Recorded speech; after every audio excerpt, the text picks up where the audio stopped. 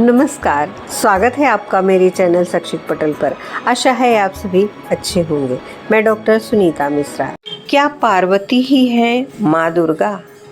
यह रहस्य आप सभी को आज हम बताएंगे। यदि आप देवी के भक्त हैं तो आपको यह वीडियो ज़रूर देखना चाहिए और यह जानना चाहिए कि आप किस देवी की पूजा कर रहे हैं। हिंदू धर्म में सैकड़ों देवियां हैं, उनमें से कुछ प्रजापतियों की पुत्रियां हैं तो कुछ स्वयंभू हैं और कुछ अन्य किसी देवता की पत्नियां हैं। यहाँ हम जानते हैं माता दुर्गा का रहस्य, जिन्हें अम्बे, जगदम्बे, शेरावाली, पहाड़ावाली, चामुंडा, तुलजा आदि कहा जाता है, जिन्हें महिषमर्दिनी, शुंभ निशुंभ, चंडमुंड और रक्तबीज आदि का वध करने वाली कहा जाता है। लेकिन क्या ये सभी देवियाँ एक ही हैं या अलग अलग हैं? क्या ब्रह्मा की पत्नी सरस्वती उनकी पुत्री थीं और क्या लक्ष्मी दो थीं? यह आप तो जानते ही होंगे। सरस्वती और लक्ष्मी इन दुर्गा माता से भिन्न हैं। लेकिन अब सवाल यह उठता है कि पार्वती भी क्या दुर्गा या अम्बे ही हैं? क्या काली, तारा, छिन्नमस्ता, षोडशी, भुवनेश्वरी, त्रिपुर भैरवी, धूमावती, बगलामुखी, मातंगी और कमला ये सभी एक ही माता है? क्या शैलपुत्री, ब्रह्मचारिणी, चंद्रघंटा, कूष्मांडा, स्कंद माता, कात्यायनी, कालरात्रि, महागौरी और सिद्धिदात्री माता सभी एक ही हैं? जानिए इनका रहस्य। आदिशक्ति माँ जगदम्बे। शिव पुराण के अनुसार उस अविनाशी परम ब्रह्म ने कुछ काल के बाद द्वितीय की इच्छा प्रकट की। उसके भीतर एक से अनेक होने का संकल्प उदित हुआ। तब उस निराकार परमात्मा ने अपनी लीला शक्ति से आकार की कल्पना की, जो मूर्ति रहित परम ब्रह्म है। परम ब्रह्म अर्थात एकाक्षर ब्रह्म, परम अक्षर ब्रह्म। वह परम ब्रह्म भगवान सदाशिव हैं। एकाकी रहकर स्वेच्छा से सभी ओर विहार करने वाले उस सदाशिव ने अपने विग्रह से शक्ति की सृष्टि की, जो उनके अपने श्रीअंग से कभी अलग होने वाली नहीं थी। सदाशिव की उस पराशक्ति को प्रधान प्रकृति, गुणवती माया, बुद्धि तत्व की जननी तथा विकार रहित बताया गया है। वह शक्ति अंबिका कही गई है। उसको प्रकृति, सर्वेश्वरी, त्रिदेव, जननी यानी ब्रह्मा, विष्णु, महेश की माता, नित्या और मूल कारण भी कहते हैं। सदाशिव द्वारा प्रकट की गई उस शक्ति की 8 भुजाएं हैं। पराशक्ति जगत जननी वह देवी नाना प्रकार की गतियों से संपन्न है, अनेक प्रकार के अस्त्र शक्ति धारण करती है। एकांकिनी होने पर भी वह माया शक्ति संयोग वशात अनेक हो जाती है। उस काल रूप सदाशिव की अर्धांगिनी को ही अम्बा जगदम्बा कहते हैं। नवरात्रि की 9 देवियाँ। नवरात्रि के 9 दिनों में जिन देवियों को पूजा जाता है, उनमें से कौन सी देवी का संबंध किससे है, यह जानना भी जरूरी है।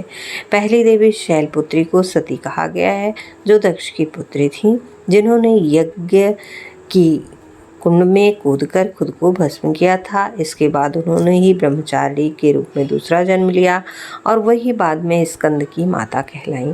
कठोर तप करने के कारण जब उनका वर्ण काला पड़ गया, तब शिव ने प्रसन्न होकर इनके शरीर को गंगा के पवित्र जल से मलकर धोया। तब वह विद्युत प्रभा के समान अत्यंत कांतिमय गौर हो उठा। तभी से इनका नाम महागौरी पड़ा। यही माता हिमालय की पुत्री होने के कारण पार्वती कहलाई। ये है 9 दुर्गा। शैलपुत्री, ब्रह्मचारिणी, चंद्रघंटा, कूष्मांडा, स्कंद माता, कात्यायनी, कालरात्रि, महागौरी और सिद्धिदात्री माता सभी एक ही हैं। इससे यह सिद्ध हुआ कि शैलपुत्री, स्कंद माता और महागौरी तो शिव जी की पत्नियां हैं और बाकी सभी आदि शक्ति जगदम्बा के ही रूप हैं, जो शिव जी की माता हैं। कात्यायनी का नाम इसलिए कात्यायनी पड़ा क्योंकि कात्य गोत्र में जन्मे प्रसिद्ध महर्षि कात्यायन ने भगवती पराम्बा की कठिन तपस्या की थी। उनकी इच्छा थी कि उन्हें एक पुत्री प्राप्त हो। जब भगवती ने उनके पुत्री के रूप में जन्म लिया, इसीलिए यह देवी कात्यायनी कहलाई। कात्यायनी देवी रावण के राज्य के महल की रक्षा करती थी। 10 महाविद्याओं के नाम और रहस्य। काली, तारा, छिन्नमस्ता, षोडशी, भुवनेश्वरी, त्रिपुर भैरवी, धूमावती, बगलामुखी, मातंगी और कमला। कहीं कहीं इनके नाम इस क्रम में मिलते हैं: काली, तारा, त्रिपुर सुंदरी, भुवनेश्वरी, छिन्नमस्ता, त्रिपुर भैरवी, धूमावती, बगलामुखी, मातंगी और कमला। अब सवाल यह उठता है कि ये सभी माता सती या पार्वती के ही रूप हैं, या कि माता अंबिका के रूप हैं, या कि ये सभी अलग अलग देवियां हैं। काली, इनमें से काली माता को भगवान शंकर की पत्नी कहा गया है। इन्होंने ही असुर रक्तबीज का वध किया था। दूसरी, तारा, दूसरी माता है तारा, जो प्रजापति दक्ष की दूसरी कन्या थी। यह तारा माता। तीसरी, शैलपुत्री, सती की बहन है। तारा देवी को हिंदू, बौद्ध और जैन तीनों पूजते हैं। यह तांत्रिकों की प्रमुख देवी है। तारा। त्रिपुर सुंदरी, इनकी 4 भुजा और 3 नेत्र हैं। इसे ललिता, राजराजेश्वरी और त्रिपुर सुंदरी भी कहा जाता है। भारतीय राज्य त्रिपुरा में स्थित त्रिपुर सुंदरी का शक्तिपीठ है। यहाँ वस्त्र और आभूषण गुरु थे। त्रिमूर्ति, ब्रह्मा विष्णु महेश शिव की जननी होने से एक जगदम्बा है, त्रिपुरा है। उल्लेखनीय है कि महाविद्या समुदाय में त्रिपुरा नाम की अनेक देवियां हैं, जिनमें त्रिपुरा भैरवी, त्रिपुरा और त्रिपुर सुंदरी विशेष रूप से उल्लेखनीय है। 5वां, भुवनेश्वरी। 14 भुवनों की स्वामिनी माँ भुवनेश्वरी शक्ति सृष्टि क्रम में महालक्ष्मी स्वरूपा है। महाविद्याओं में इन्हें 4था स्थान प्राप्त है। संपूर्ण जगत के पालन पोषण का दायित्व इन्हीं भुवनेश्वरी देवी का है। परिणाम स्वरूप ये जगन्माता, जगन्धात्री के नाम से विख्यात है। प्रकृति से संबंधित होने के परिणाम स्वरूप देवी की तुलना मूल प्रकृति से भी की जाती है। काली और भुवनेश्वरी प्रकारांतर से भेद है। काली का लाल वर्ण स्वरूप ही भुवनेश्वरी है। दुर्गम नामक दैत्य के अत्याचारों से लोगों को निजात दिलाने वाली ये शाकंभरी और दुर्गा नाम से प्रसिद्ध हुई। देवी के मस्तक पर चंद्रमा शोभायमान है। तीनों लोगों का तारण करने वाली तथा वर देने की मुद्रा अंकुश पास अभय मुद्रा धारण करने वाली माँ भुवनेश्वरी अपने तेज एवं 3 नेत्रों से युक्त है। छिन्नमस्ता, यह देवी माता पार्वती का ही एक रूप है। देवी का मस्तक कटा हुआ है, इसलिए उन्हें छिन्नमस्ता कहा जाता है। उनके साथ उनकी सहचरणी जया और विजया है। तीनों मिलकर उनके धड़ से निकली रक्त की 3 धाराओं का स्तवन करते हुए दिखाई गई हैं।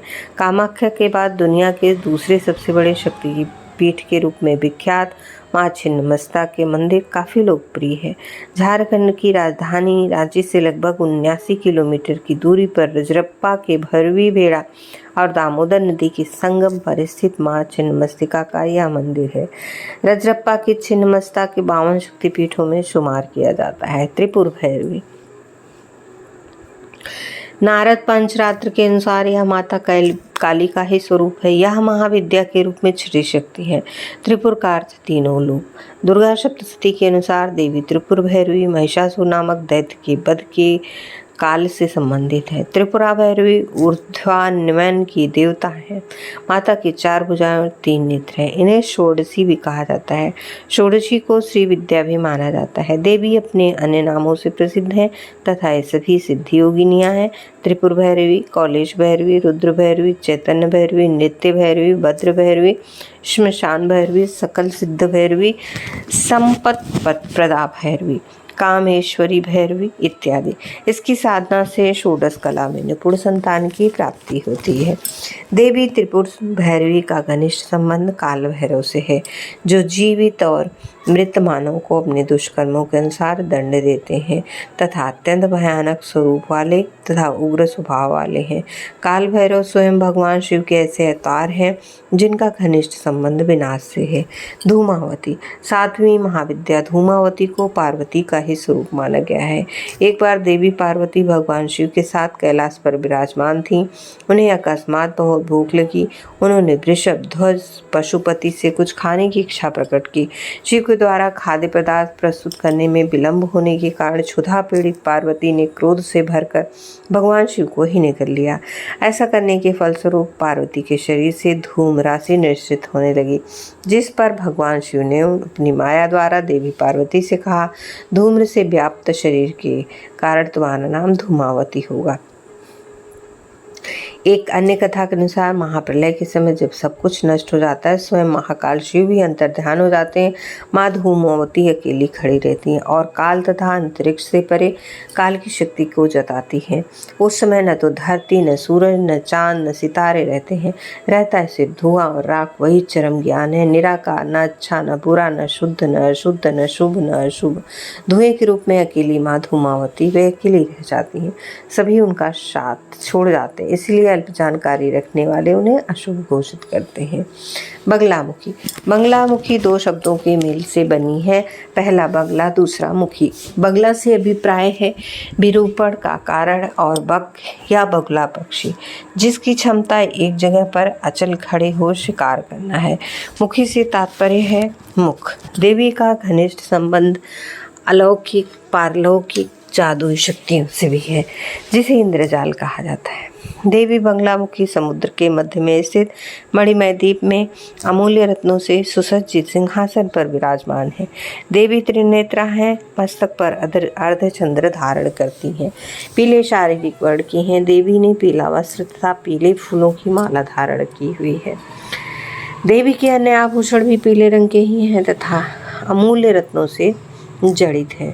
स्वतंत्र तंत्र के अनुसार कारण ज्ञात किया, तुरंत ही अपनी शक्तियों का प्रयोग कर देवी बगलामुखी ने विनाशकारी तूफान को शांत किया और इस संपूर्ण चराचर जगत की रक्षा की। भारत में बगलामुखी के 3 ही प्रमुख ऐतिहासिक मंदिर हैं, जो क्रमशः दतिया मध्य प्रदेश, कांगड़ा हिमाचल तथा नलखेड़ा जिला शाजापुर मध्य प्रदेश में है। तीनों का अपना अलग अलग महत्व है। देवी मातंगी। 10 महाविद्याओं में 9वीं देवी मातंगी है। हनुमान जी के गुरु मातंग मुनि थे, जो मातंग समाज से संबंध रखते थे। देवी का संबंध प्रकृति, पशु पक्षियों, जंगलों, वनों, शिकार इत्यादि से तथा जंगल में वास करने वाले आदिवासियों, जनजातियों की देवी पूजिता है। देवी मातंग मुनि की पुत्री के रूप में जानी जाती है। एक बार मातंग मुनि ने सभी जीवों को वश में करने हेतु नाना प्रकार के वृक्षों से परिपूर्ण वन में देवी श्री विद्या त्रिपुरा की आराधना की। मातंग मुनि के कठिन साधना से संतुष्ट हो देवी त्रिपुर सुंदरी ने अनेक नेत्रों से एक श्याम वर्ण की सुंदर कन्या का रूप धारण किया।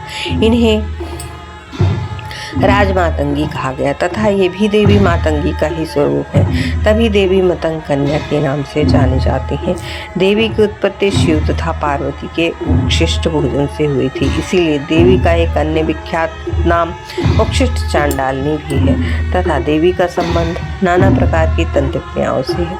शक्ति संगम तंत्र के अनुसार एक बार भगवान विष्णु और उनकी पत्नी लक्ष्मी जी भगवान शिव तथा सती से मिलने हेतु कैलाश पर्वत गए, जहाँ शिव तथा सती जी का निवास स्थान है। भगवान विष्णु अपने साथ खाने की कुछ सामग्री अपने साथ ले गए तथा शिव जी को भेंट की।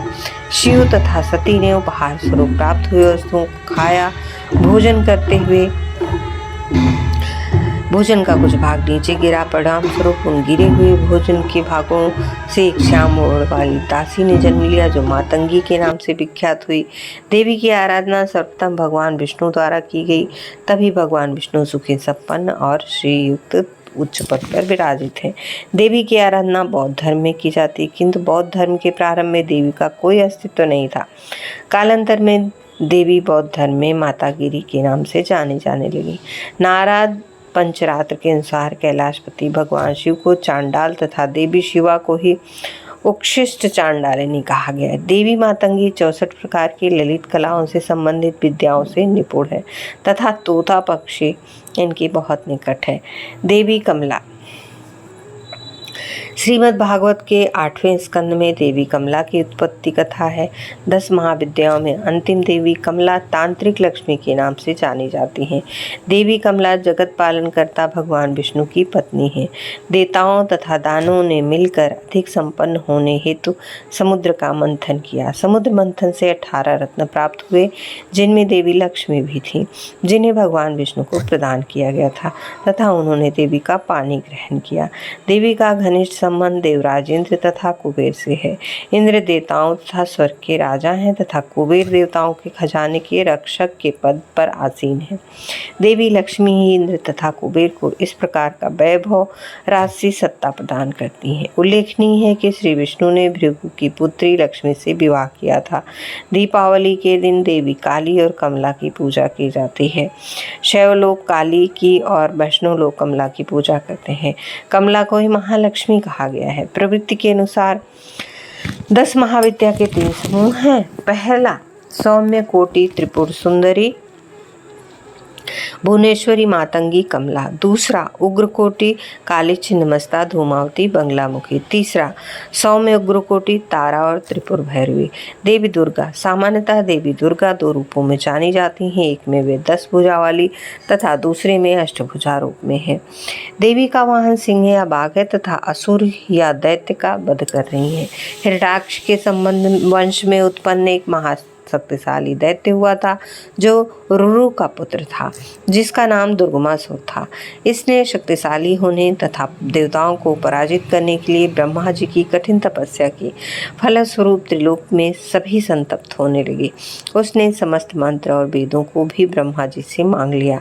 वर प्रदान करने के कारण ऋषियों और देवताओं के समस्त वेद तथा मंत्र लुप्त हो गए तथा स्नान होम संध्या जप इत्यादि का लोप हो गया। इस प्रकार जगत में एक अत्यंत ही घोर अनर्थ उत्पन्न हुआ तथा विभाग न मिलने के परिणाम स्वरूप देवता जरा ग्रस्त हो गए, निर्बल हो गए।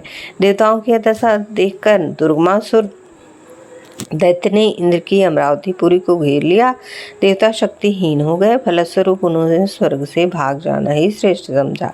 भागकर वे पर्वतों की कंदराओं और गुफाओं में जाकर छिप गए। सहायता हेतु आदिशक्ति अंबिका की आराधना करने लगे।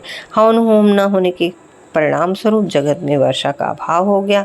वर्षा के अभाव में भूमि शुष्क जल विहीन हो गई। ऐसी स्थिति 100 वर्षों तक बनी रही। बहुत से जीव जल के बिना मारे गए। घर घर शव का ढेर हो गया। इस प्रकार अनर्थ की स्थिति जीवित मानुष देवता इत्यादि हिमालय में जाकर ध्यान पूजा समाधि के द्वारा आदि शक्ति जगदम्बा की आराधना कर उन्हें प्रसन्न करने का प्रयास करने लगे। इस प्रकार बार बार स्तुति करने पर समस्त भुवन पर शासन करने वाली भुवनेश्वरी नीलकमल के समान अनंत नेत्रों से युक्त स्वरूप में प्रकट हुई। काजल के समान देह, नीलकमल के समान विशाल नेत्रों से युक्त देवी अपने हाथों में मुट्ठी भर बाण, विशाल धनुष, कमल पुष्प, पुष्प पल्लव, जड़ तथा फल, बुढ़ापे को दूर करने वाली शाक आदि धारण की हुई थी। दिव्य तथा प्रकाशमान अत्यंत नेत्रों के साथ वे जगतधात्री भुवनेश्वरी समस्त लोकों में अपने सहस्त्र नेत्रों से जलधाराएं गिराने लगी तथा 9 रातों तक घोर वर्षा होती रही। फलस्वरूप समस्त प्राणी तथा वनस्पतियां तृप्त हुई। समस्त नदियां तथा समुद्र जल से भर गए। इस अवतार में देवी शताक्षी नाम से जाने जाने लगी। देवी शताक्षी ने सभी को खाने के लिए शाक तथा फल मूल प्रदान किए। साथ ही नाना प्रकार के अन्न तथा पशुओं के खाने योग्य पदार्थ भी। उसी काल से उनका नाम शाकंभरी भी हुआ। एक दूत ने दुर्गमासुर यह सभी गाथा बताई। देवताओं की रक्षक के अवतार लेने की बात कही। तत्क्षण ही दुर्गमासुर क्रोधित होकर अपने समस्त अस्त्र और अपनी सेना को साथ ले युद्ध के लिए चल पड़ा। दैत्यराज दुर्गमासुर ने देवता और मनुष्यों आदि पर प्रहार किया। परिणाम स्वरूप देवी ने चारों ओर तेजोमय चक्र बना दिया तथा स्वयं बाहर आ खड़ी हुई। दुर्गम दैत्य और देवी के मध्य घोर युद्ध छिड़ा। तदंतर देवी के शरीर से उनकी उग्र शक्तियां देवी की सहायता के लिए प्रकट हुईं। काली, तारणी, तारा, बाला, त्रिपुरा, भैरवी, रमा, बगला, मातंगी, कामाक्षी, तुलजा देवी, जम्बिनी, मोहिनी, छिन्नमस्ता, गोह्यकाली, त्रिपुर सुंदरी तथा स्वयं 10,000 हाथों वाली प्रथम ये 16, तदंतर 32, पुनः 64 और फिर अनंत देवियां हाथों में अस्त्र शस्त्र धारण किए प्रकट हुई। 10 दिन में दैत्यराज की सभी सेनाएं नष्ट हो गईं और 11वें दिन देवी तथा दुर्गमासुर में भीषण युद्ध होने लगा। देवी के बाणों के प्रहार से आहत दुर्गमासुर रुधिर का वमन करते हुए देवी के सन्मुख मृत्यु को प्राप्त हुआ तथा उसके शरीर के तेज से निकलकर देवी के शरीर में प्रविष्ट हुआ। इसके पश्चात ब्रह्मा आदि सभी देवता भगवान शिव तथा विष्णु को आगे कर भक्ति भाव से देवी की स्तुति करने लगे। इस प्रकार ब्रह्मा, विष्णु, शिव अन्य देवताओं की स्तुति करने तथा दिव्य द्रव्यों से पूजन करने पर देवी संतुष्ट हो गई तथा दुर्गा नाम से जानी जाने लगी। देवता द्वारा किए हुए स्तवन में देवी दुर्गा को तीनों लोकों की रक्षा करने वाली, मोक्ष प्रदान करने वाली, उत्पत्ति, स्थिति तथा संहार करने वाली कहा गया है। यह आदिशक्ति अम्बा की शक्ति है। आदिशक्ति महिषासुर मर्दिनी। एक बार महिषी के गर्भ से उत्पन्न शक्तिशाली महिषासुर ने देवताओं को परास्त कर तीनों लोकों पर आधिपत्य कर लिया। उसने सभी लोकपालों को हटा दिया, स्वर्ग से देवताओं को भगा दिया। सभी देवता घबराकर ब्रह्मा, विष्णु और शिव की शरण में आ गए। सभी ने महिषासुर का यह सब वृत्तांत कहा सुनाया। उसके वध के निमित्त कोई उपाय करने की प्रार्थना की। तब भगवान विष्णु के मुख से हजारों सूर्यों के समान कांतिमय दिव्य तेज उत्पन्न हुआ। इसके पश्चात नाना देवताओं के शरीर के तेज से पुंज निकले का क्रम प्रारंभ हुआ। इंद्रादि सभी देवताओं के शरीर से देवताधिपतियों को प्रसन्न करने वाला तेज निकला। भगवान शिव के शरीर से जो तेज निकला उससे मुख बना। यमराज के तेज से केश बने तथा भगवान विष्णु के तेज से भुजाएं बनी। चंद्रमा के तेज से दोनों स्तन, इंद्र के तेज से कटि प्रदेश, वरुण के तेज से जंघा और उरु उत्पन्न हुए। पृथ्वी के तेज से दोनों नितंब, ब्रह्मा जी के तेज से दोनों चरण, सूर्य के तेज से पैरों की उंगलियां तथा वसुओं के तेज से हाथों की उंगलियों का निर्माण हुआ। कुबेर के तेज से नासिका, प्रजापति के तेज से दंत पंक्ति, अग्नि के तेज से तीनों नेत्र, संध्या के तेज से भ्रुकुटियां, वायु के तेज से दोनों कान उत्पन्न हुए। इसके बाद शिव जी ने उन्हें अपना शूल, विष्णु जी ने चक्र, अग्नि ने शक्ति, वायु ने धनुष तथा बाण, वरुण ने शंख, इंद्र ने वज्रास्त्र तथा अपनी श्रेष्ठ हाथी का घंटा, काल ने तलवार तथा ढाल, समुद्र ने हार तथा कभी जीर्ण न होने वाले 2 वस्त्र, चूड़ामणि, कुंडल, कटक, बाजूबंद, अर्धचंद्र, नुपुर इत्यादि आभूषण तथा ब्रह्मा जी ने अक्षरमाला तथा कमंडल उन शक्ति को प्रदान की। विश्वकर्मा ने देवी को अंगूठियां, हिमालय राज ने देवी को वहां स्वरूप सिंह तथा नाना प्रकार के रत्न, धनपति कुबेर ने उन्हें उत्तम सुरा से भरा एक पात्र तथा शेष नाग जी ने देवी को नागहार, शस्त्र प्रदान किया। सभी देवताओं ने जगन्माता आद्या शक्ति को सम्मानित किया। इसके बाद समस्त देवों ने मिलकर जगत उत्पत्ति का कारण स्वरूपा देवी की नाना स्रोतों से उत्तम स्तुति की। उन देवताओं की स्तुति से देवी ने घोर गर्जना की। वो विकराल गर्जन महिषासुर को भी चकित कर गया। तत्क्षण ही वो अपनी सेना के साथ देवी से युद्ध करने पहुंचा। देवी तथा महिषासुर के मध्य युद्ध छिड़ गया। महिषासुर अपने प्रधान सेनापति चिक्षुर और दुर्मुख, बाष्कल, ताम्र, बिडाल वदन जैसे यमराज के समान भयंकर योद्धाओं से घिरा हुआ था।